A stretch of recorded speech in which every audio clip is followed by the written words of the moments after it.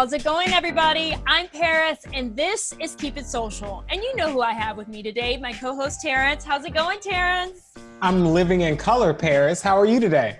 In living color, you can do what you want to do. I love it. I'm great because of it. Thank you for that. No problem. And Terrence, I'm excited because we have our good friend and New York Post reporter Marisa Dellatto joining us from Andover, Massachusetts for Hot Takes. Hi, Marisa. How are you? I'm great. How are you guys? Thank you for having me. Thanks for being with us. So let's jump right into it. I'm going to do mine first because it really has me like in a tizzy. I don't know how to feel about this. A tizzy? A tizzy. And that's because this week marked the 100th anniversary of the 19th Amendment, which gave women the right to vote. And to celebrate, President Trump awarded a posthumous pardon to Susan B. Anthony. Yay, cue the flags and the pomp and circumstance. But not everybody was happy about this, which at first I was kind of like, honestly, I was kind of like, what is it now? But people were pointing out that, first of all, why are we awarding a pardon to someone who died in 1906 and who maybe arguably wanted to get arrested for trying to vote as a woman when it was illegal to prove a point? Fair enough. And then people were kind of like, also Susan B. Anthony was kind of problematic because she was pushing the women's right to vote before she was pushing Black people's right to vote. Although some people were like, no, that's not true. Like she was doing both at once and maybe she was just a product of her time. I don't know. What do y'all think? I think it's fine. That he pardoned her or that he pardoned her. Like it's just fine. Is it hurting anyone? No, which is good considering some of the actions that this administration has taken. I would prefer that to pardon someone, it would have been someone who could actually benefit from, leaving the prison system. That would have been really nice. I think it's just like a silly, empty gesture to kind of woo women voters who, particularly probably white women voters who Trump did particularly well with during the last election. And the current election's only 70 plus-ish days away. So I think that's just what it is. And it's like, is it the best thing? No. But is it the worst? Absolutely not. So it's sure, Mr. President, go ahead. Okay. I'm not that angry about it. Like there's more to be angry about, if that makes, like, you know what I mean? Exactly. Yeah. Yes. I feel similarly. Terrence, what do you think? Well, I kind of am, maybe I'm in a tizzy as well. I do agree that, there are a lot of other pressing things that we could really be talking about and really be pushing forward. And I also agree with Marisa's point that, I think this may be, the president really pandering to, white women who really turned out and voted for him in 2016, right? However, I can't deny the fact that, Susan B. Anthony did in fact say that, if voting were based on intellect, then women should have it before Negroes. She also took money from a pro-slavery advocate and used it for a women's suffrage newspaper, right?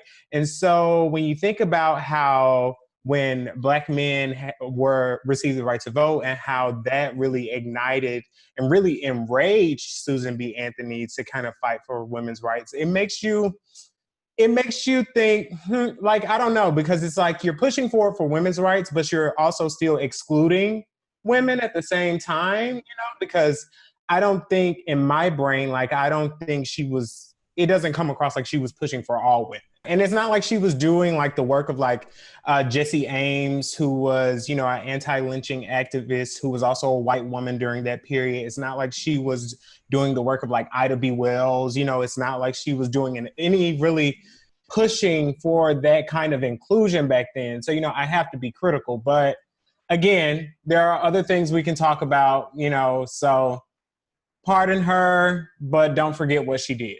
Funny that we're talking about this idea of passing the torch later to other people, because I've also been kind of seeing a lot of this discussion on my timeline, but in a much lighter situation, people obviously, as reports these past weeks have been coming out about the way that Ellen DeGeneres treats the staff on her TV show, and possibly other celebrity guests. A lot of people have been ideating about who should replace Ellen DeGeneres.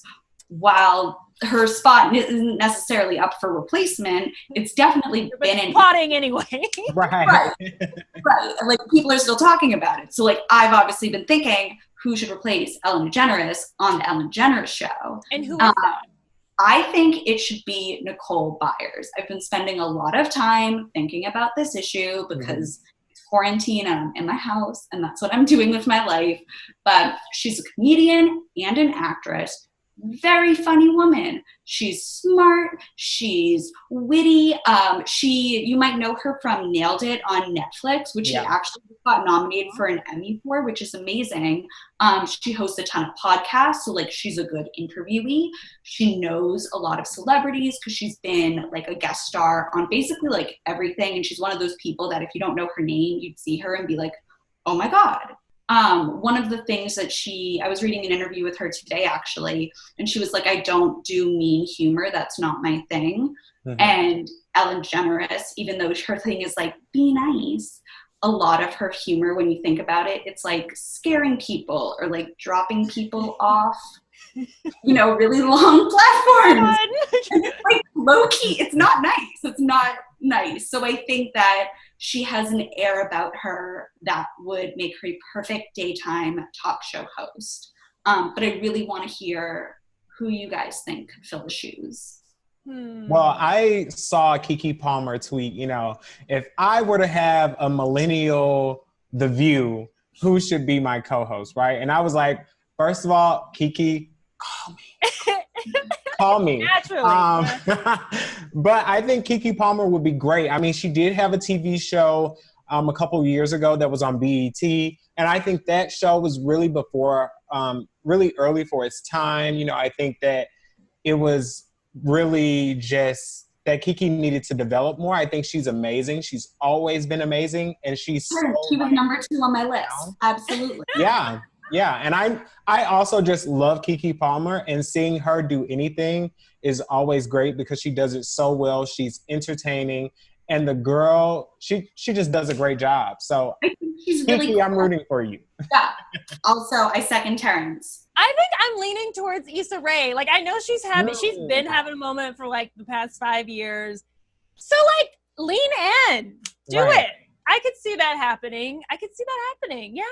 I mean, there are a lot of other people who could be on that list. Maybe Amanda Seales, maybe someone like Amy Poehler or Melissa McCarthy, but like, yeah.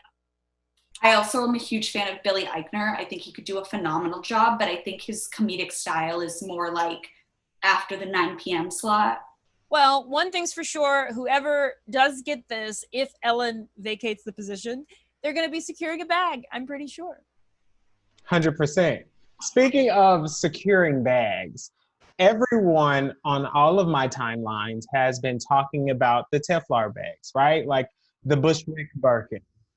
Everybody wants the Birkin. Now, Telfar is this luxury brand that has built its reputation off of making luxury accessible, right? Making sure that people in the community can find something nice and still be able to relatively afford it, right? However, earlier or within the recent weeks, Telfar did not have as many bags available for purchase, right? Like, people came across the brand. It was talked about a lot on Twitter, and so it was really sought after. And like 60% of their products, I think, weren't available once, or were sold out once, Twitter users went to go search for the bag and purchase. Wow. They then found out that, bots and resellers were the ones that were buying the bag. Lord. They were buying them, having them, and then they're reselling them for way more than what they're worth, right? And so, or maybe not what they're worth, but what they're priced at. Mind you, Telfar is owned by a Black queer man. It's, for everyone. It's not for a specific gender or a specific person. And it's all about making luxury accessible. And so in order to get rid of those bots, get rid of those resellers, they came up with this program where you could basically go to Telfar, order any bag, any size, any color, and they're going to send you your bag. You don't have to worry about the resellers. You don't have to worry about people overpricing you. You don't have to worry about, ducking, dipping, and dodging people to get a Telfar bag. You can just go online, get your bag, get your luxury, because it's not for you, it's for everyone, and I love that they're making sure that it's accessible, It ain't about you. It ain't about you. It's about everyone.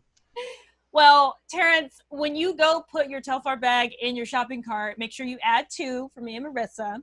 Oh yeah, I got you. I got both of you. 100%. It's a really smart idea. The fact that they actually care about the customer experience, and they're not worried about the fact that there'll be technically more bags available, right.